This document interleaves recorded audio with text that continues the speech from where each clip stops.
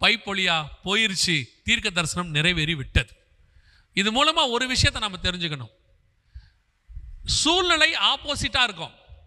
கர்த்தர் சொன்னது வேற விதமா இருக்கும். ஆனா கர்த்தர் சொன்னது தான் நடக்கும்.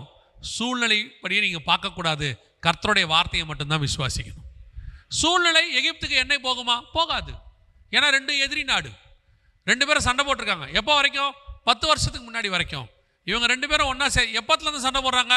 பார்வோன் காலத்துல சண்டை போடுறாங்க. பார்வோன் காலத்துல சண்டை போடுறாங்க. ஆனா ஆண்டவர் சொல்றாரு, ஒரு நாள் இவங்கிட்ட இருந்து எண்ணெய்க்கு போகும். அந்த வார்த்தையை நம்ம விசுவாசிச்சா இன்னைக்கு கண்ணுக்கு முன்னாடி நடக்கும்.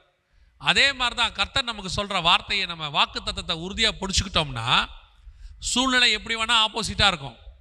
சொல்றவங்க என்ன வேணாலும் சொல்லுவாங்க. அது எதுவுமே நடக்காது. கர்த்தர் சொன்னது மட்டும்தான் நடக்கும். அல்லேலூயா. மிக துல்லியமாக. இப்போ